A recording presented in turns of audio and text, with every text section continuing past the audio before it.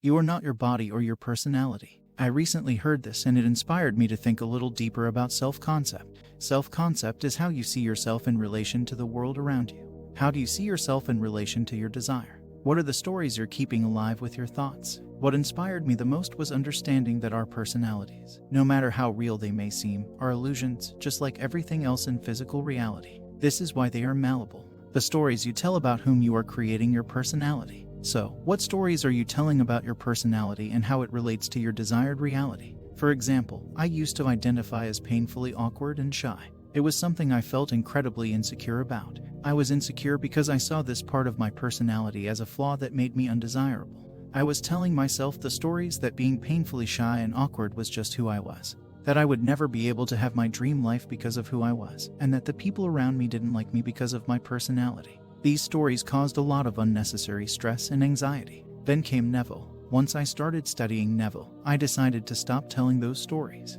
I stopped talking about my shyness to myself or others as something shameful. I stopped talking to myself in a hurtful way, and I decided to be my own best friend. Over time, I got better at small talk. I felt less scared to initiate conversations, and eventually stopped feeling insecure about this flaw.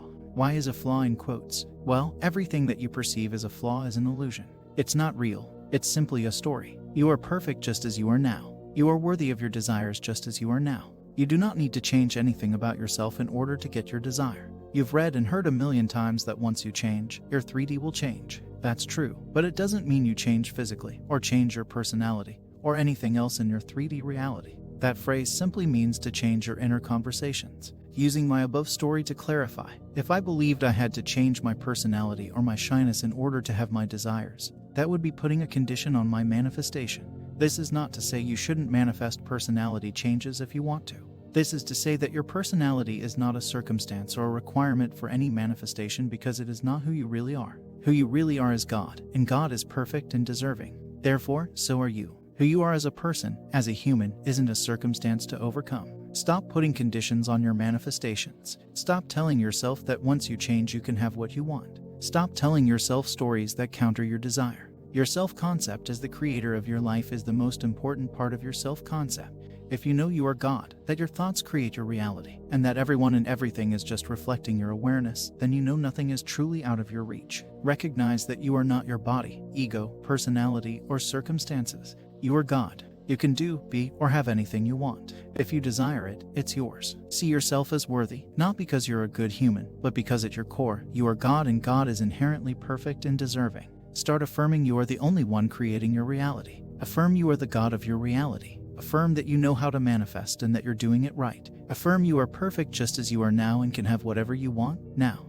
Who you are as a human with a personality and an ego is simply as real or fake as the rest of reality. The only truth is I am. You are I am, therefore you are already perfect and you can have your desire as you already are. What is self-concept? Self-concept is how you view yourself in relation to yourself and to the world around you. For example, you may feel capable at work and trust in your abilities to get the job done. It is natural for you to succeed in professional settings and you automatically affirm that belief with your daily thoughts. In this case, your self-concept is of someone who is capable and successful in their career. Before becoming aware of your power and really putting it into practice, you may have various self-concepts for various subjects in your life. You may see yourself as capable in work, successful in relationships, healthy, and generally happy, but struggle with money. In this case, your self-concept in most areas works in your favor except for your self-concept around money. You develop a self-concept through the repetition of thoughts. You had a thought, you experienced it in your reality, and that evidence bolstered your self-concept.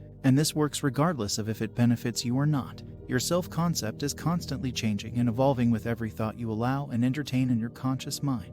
This is why it's important to be aware of your self-concept in every aspect of your life, but most importantly, as the creator of your life. Once you can fully grasp that there is nothing outside of you, that you are the cause of everything in your life, and you have the power to do, be, and have anything you want, your self-concept becomes one of infinite opportunity. So how do you change it? Repetition, repetition, repetition. I thought there was some complex ritual or routine I needed to adopt in order to stay in my desired self-concept.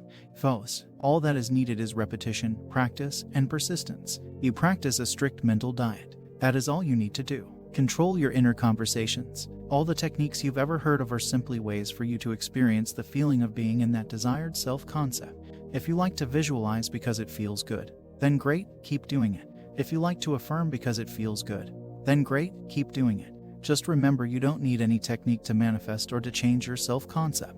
You only need to control your inner conversations. What is a mental diet? At first, I thought a mental diet was purely watching my thoughts and brushing aside opposing ones. Not quite. A strict mental diet is being aware of your thoughts and cutting off all opposing thoughts before they can finish and replacing them with the opposite. Your habitual thinking has been around for a long time, which is why it takes repetition, practice, and persistence to truly change it. You developed your current self-concept by having the same thoughts over and over and over again until they became as natural to you as breathing. It's time to stop allowing your mind to run wild and free. It's time to be deliberate with your thoughts, now that you know you are the operant power. You are the source of all your suffering and success. No more victim mentality. No more giving in frustration and impatience. No more blaming anything or anyone outside of yourself. When you do those things, you're giving away your power and forgetting who you are, God. When you decide to go on this journey, it will feel painful for the first few days. I speak from experience. There were times that it felt like my mind was fighting against itself, and times when the emotional pain was so intense, I wanted to give up. But I reminded myself of how wonderful it would be to feel relief, to feel peaceful and happy, to just be. Let me tell you though, it doesn't take long to rein in your mind once you stick to a strict mental diet.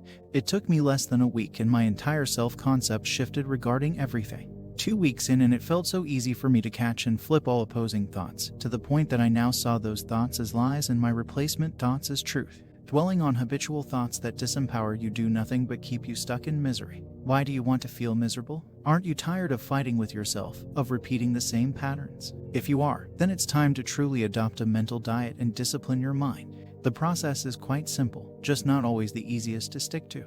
You really have to just be done with returning to your unhelpful habitual state.